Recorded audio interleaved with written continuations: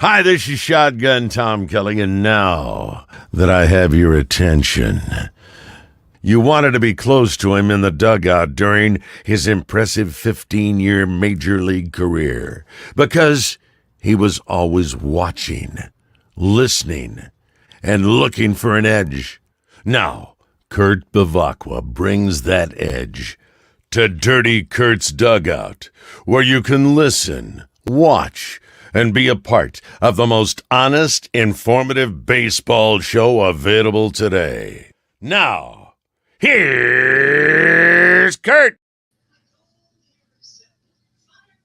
All right, everybody. The Padre game just ended. That's the reason we didn't go on at 3:15 as normal. And they had the game in their clutches. Didn't happen. They lose 5-4 to the Cardinals. Cardinals prevented the Padres from sweeping because they won the first two games at Petco. And now they go on the road to the dreaded Mile High Field in Colorado, where they will play the Rockies for a few games and then come back. We're going to go over in depth this playoff picture. In general, if the season ended today. So that way you can keep up because there's only 12, 13 games left in the season. So it's going to be interesting going down the stretch, especially in a couple of races, as you will see. A shout out to Cindy and Tony at Hacienda Casablanca in El Cajon, 700 North Johnson if you're in the area. But Joe and I, our producer Joe, and I are talking to Cindy and Tony right now about doing a live show or two from there for the postseason. So we will see what happens. I'm sure there's going to be at least one. The Padres, I don't think are going to blow a playoff opportunity here, although it's tight. And as I said, we'll refer to that in a minute. But again, to Tony and Cindy, thank you for your support as always, along with our buddy down at Lacima Oil, Tom Drake, who owns your neighborhood Chevron stations, especially the one that I go to on the corner of Balboa and Genesee. Well, if you got an opportunity to listen to our show last week, I don't know about you guys. I was disappointed, even though we got an opportunity to talk to him. I wanted Bill Lee on video. So we are definitely going to have the spaceman back on. He promised, as a matter of fact, to come in the studio when he comes down in this area in November. I don't even want to know if I want to wait that long. This guy is a kick. It's been a while since I chatted with him. As we mentioned on the show, I was with him for a couple of days back at a golf outing in Bethlehem, Pennsylvania, a couple of years ago. And that's the first time that I had seen Bill Lee in, wow, long time. And I didn't pick up a newspaper because I don't pick up a newspaper anymore. I go on social media to read the newspaper, and I read that Bill Lee had a heart attack and literally died in the bullpen of the Savannah Bananas baseball team where he was pitching. This guy's 76 years old. He still goes out and competes in adult. Excuse me. That's what happens when you leave your phone when you were starting to turn it down and don't do it. So it's turned down now, and that spam call can go away anyway. Dale McKay from the slums of Hernando down in Florida. That's a personal joke between Dale and I. Chili, I appreciate you watching. Terrence and all the rest of you, please go to YouTube, subscribe, and then click like. Go to the little bell and subscribe, and then click like, because we've got to get some messages out that people see. And the more views you have naturally, the more popular the show and the more apt people are tuning in. I'm talking about people that make the decisions or that can make the decisions in Major League Baseball, because I want to show you a couple of things where instead of all of these rules being talked about for a couple of years and changed and tried out in the minor leagues and then implemented or not implemented at all, I want to show you two instances where rules need to be changed right away.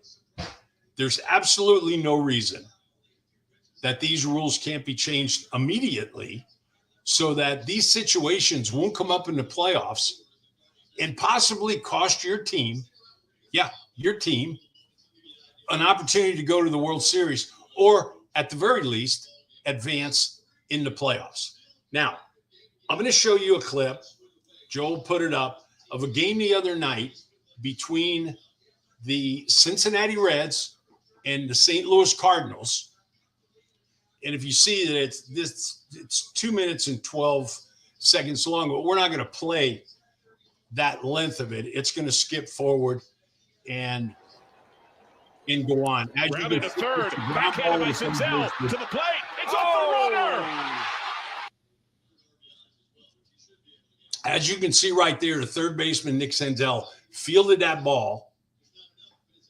The Andrew Kisner, the St. Louis Cardinal runner from third base, the ball hit him in the arm, in his left arm, as he was running towards home plate. But I want you to watch and see exactly what happened in this clip as we advance forward, as the players and the managers argue about what they thought should have happened.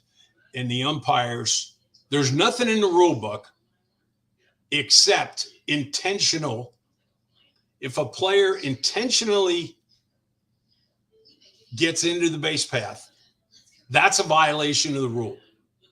But even the announcer, now you watch Kisner as this ball is hit.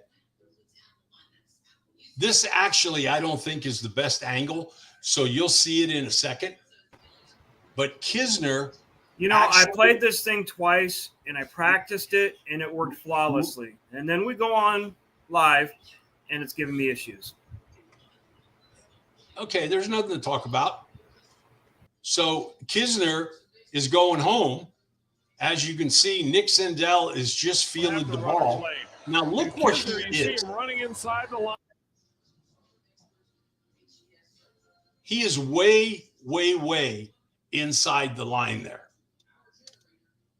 There's some talking going on here, Joe. So if this is in the background as I'm discussing this and making points to the viewers, it's really no big deal. The play that I really want to show you guys is at a certain point it hits him on the back of his arm. in this video where Kisner, the base runner, is way inside, 2 or 3 feet inside the line, not inside, outside the line. As he starts off from third base, he turns around, as you'll see in a minute, and sees where Nick Senzel fielded the baseball. As soon as he saw that, he bolted across from out of bounds where a base runner is supposed to run from, because if he gets hit with the ball here, it's not good. Or if you get hit with if a base runner gets hit with the ball in fair territory, then the hitter's out. So that's the reason that you stay in foul territory. I don't know what happened to the video there. Are we going to get a chance to see him looking back, Joe?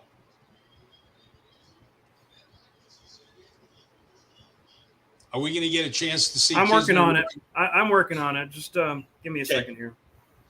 So we will show you in a second that Kisner, or you can just take my word for it, that Kisner actually turned around and looked over his left shoulder and saw where Nick Senzel was fielding the ball, which was only about a foot or two in fair territory.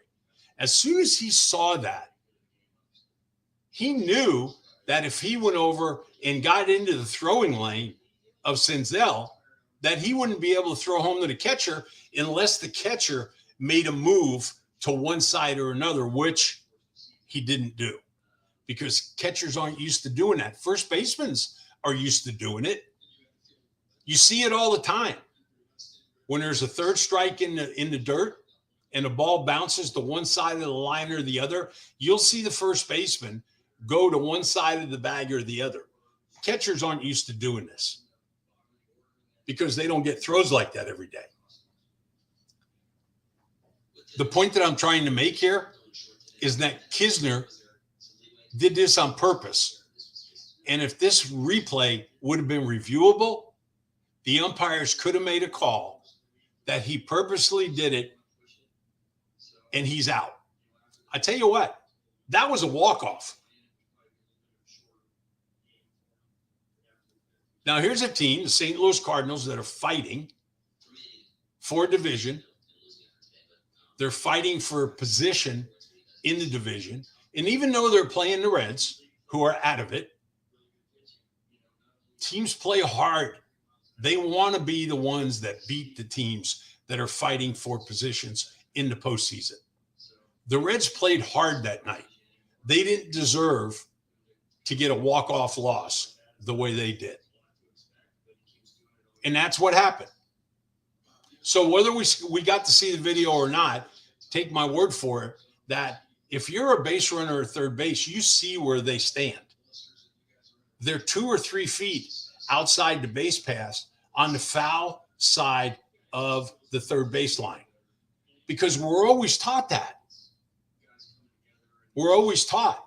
I saw them discussing this on MLB the other night, and Harold Reynolds had the nerve to say, I don't know when he played baseball, but he had the nerve to say that they were taught that in Seattle, to run from foul territory to fair territory if the third baseman fielded the ball. That's a blatant violation of the rule in my mind. And if you ask any umpire, I think they would tell you the same thing.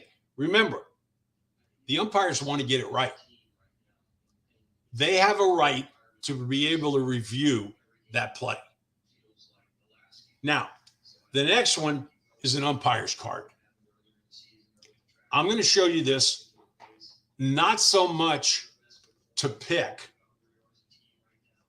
on Guccione, the home plate umpire, Chris Guccione, the home plate umpire, who it wasn't in the Padre game. This was a game, the Toronto Blue Jays against Philadelphia Phillies. Now, these are two teams that are fighting for the postseason. This game happened yesterday. I just want you to look at one part of this card. This is a ratings card. You say, well, 95%, 96%, 93% overall, that's pretty good. So, folks, no, it's not. If he called 180 pitches and got 167 of them right, that means he missed 13 calls. Umpires are going to miss some calls during the course of a game.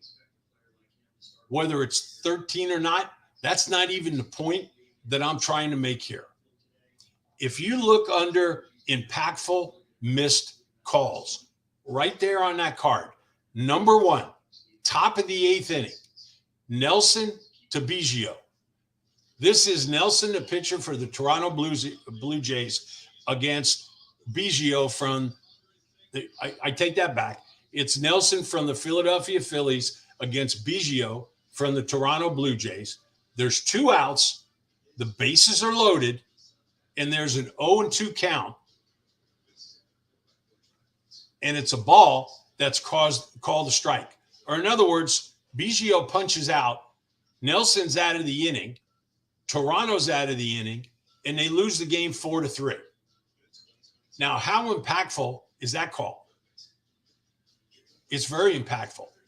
What should happen, what could happen, and what will happen in the next couple of years, but there's no reason why they can't change that rule immediately.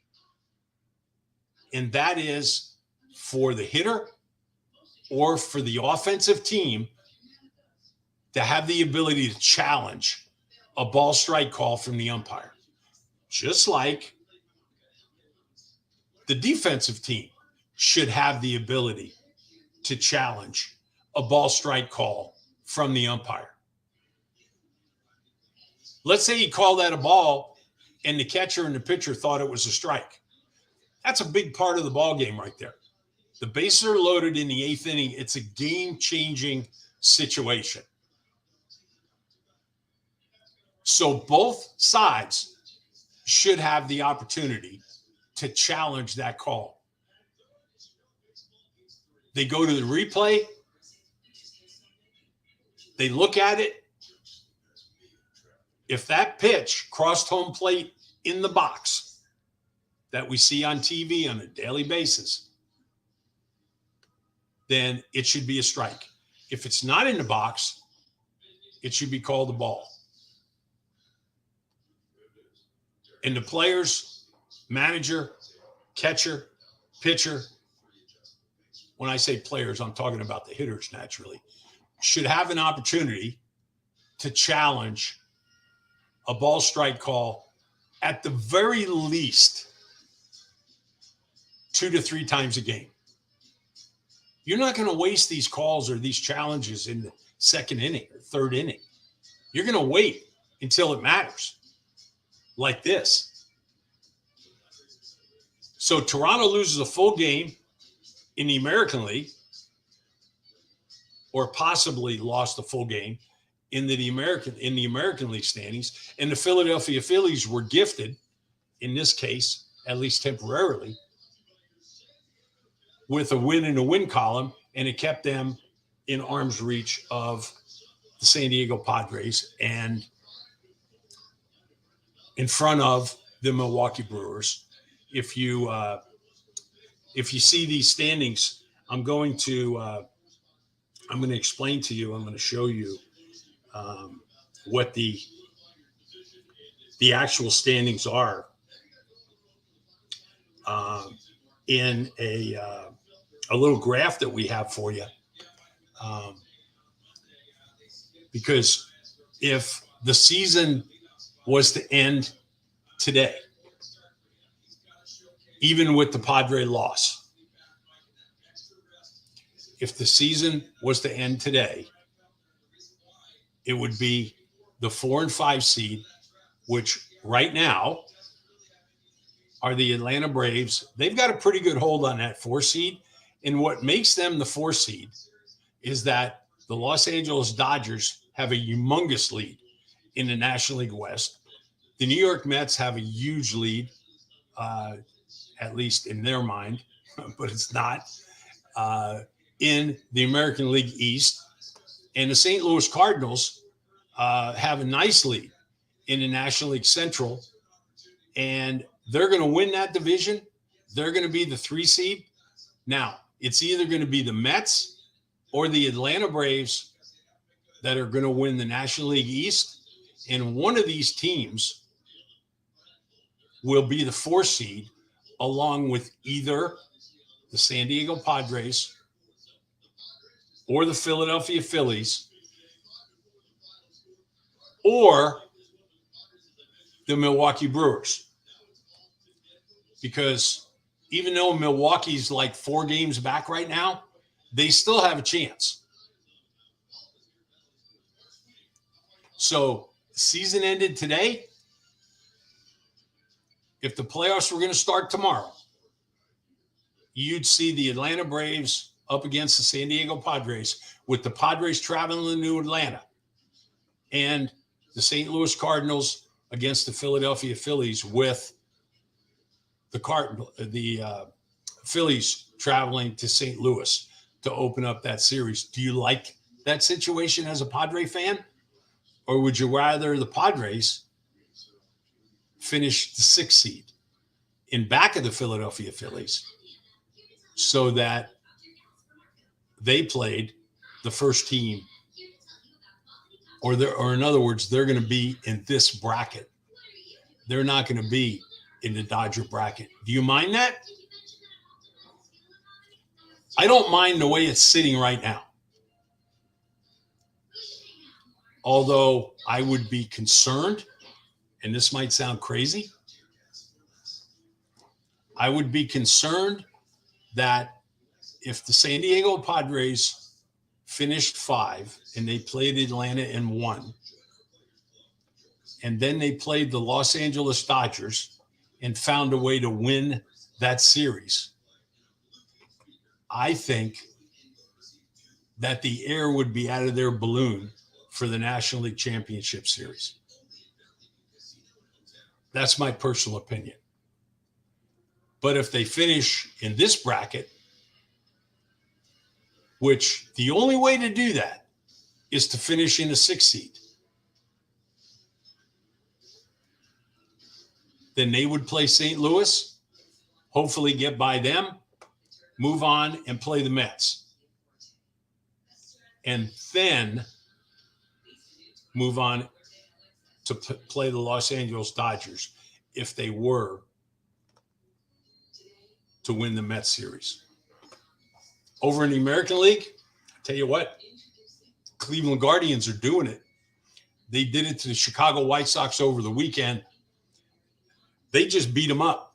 That's all there is to it, and increased their lead in the Central Division of the American League. It was good stuff. The Houston Astros, did I say Central? I meant to say, yeah, that's right. The Houston Astros are the number 1 seed. The New York Yankees are the number 2 seed, believe it or not, as good as they are, or as good as Aaron Judge is, however you want to look at it. And the situation with the wild card is the same exact scenario as in the National League, with the 4 and 5 seeds down here, and that's Toronto and Tampa Bay, and the 3 and 6 seeds on top with the Guardians, and as it stands right now, the Seattle Mariners. So we've got a lot of good baseball left. We got a lot of exciting baseball left. We have a lot of teams that are going to be playing against teams that have an opportunity to get into the postseason. And guess what? They're going to want to win. And they talk about teams that have tough schedules opposed to teams that have easy schedules. Don't go for it. Don't go for that talk, and don't bet your money on it against all of this online betting stuff either, because these teams that don't have anything to lose are a pain in the rear end of these teams that are trying to get to the postseason. Trust me, they're calling up rookie pitchers that none of these guys have ever seen pitch before. We saw that the other day, and it is a hairy situation. I mean, it really is. Naturally, teams are going to put their best players on the field to play these teams that have an opportunity to get into the postseason. But if they're going to call up a rookie and there's no other pitchers that can pitch, they're going to throw that rookie out there against one of these teams, and he's going to give that team that he's opposing most of the time a tough time because they've never seen him before. They don't have anything to refer to as far as looking back at this guy. How did he pitch me the last time? What did he do here? What did he do there? And that's what makes it so tough. So now that it's getting exciting, we start planning for postseason. And as I said at the onset of the show, Joe and I, producer Joe and I, are talking to Tony and Cindy about doing some post-game stuff out at Hacienda Casablanca. If that is done, which I'm sure it's going to be, we will let you know the dates as soon as possible. And you have to come out and join us. It'll be fun stuff. If you're watching the show, if you listen to the show later, please go to YouTube and subscribe. Click on the little bell, and then up at the top left-hand corner, you like and send it on to your friends. That'll give us a bigger audience. It'll give us a bigger voice. And these rules that need to be changed, and as much as some of you, I don't think it's a lot, as much as some of you might disagree, the shift is not one of the rules that they should have changed. As a matter of fact, it wasn't even a rule. It is now a rule that you can't shift going into 2023, which I think is hogwash. I think players should be able to play where they want to on the field. You should be able to defend a player the way you want to on the field. And if that player can't adjust to it, then shame on him. But don't add 20 to 30 points to a guy's batting average just because he's a dead pull hitter and he wants to launch everything and he's going to pull everything to the right side. They're awarding that type of hitter by doing away with the shift. I look for some things that happen in the outfield that might surprise you on this shift because, as you've noticed, they haven't talked about where the outfielders can play. Only the infielders. They have to be on their side of second base. And what I mean by their side is third baseman, shortstop, naturally have to be on the left side. And the second baseman, first baseman have to be on the right side of second base and have both their feet on the dirt. They didn't say anything about the outfielders. So keep that in mind. But that's not until 2023, so we won't worry about that. We'll concentrate on this postseason. So I hope your team keeps playing well. I hope this postseason is as exciting as it looks like it's going to be. And do me a favor. Go to YouTube and subscribe. Next week, we have a one-day schedule change because Thursday I'm going to be out of town. So we're either going to come to you on Wednesday, which I doubt, or Friday, which is more realistic. I'll be talking to Joe about that, and we will let you know. So until then, everybody stay well. Again, I hope your team continues to play well if you're rooting for a winning team. If you're rooting for a losing team, I hope they start playing well. Tony and Cindy, thank you again. Tom Drake, thank you. Producer Joe, thank you very much. This is Dirty Kurt's Dugout, everybody, in case you're wondering what you're looking at all of a sudden. I am Kurt Pavakwa, and until next week, we will say adios.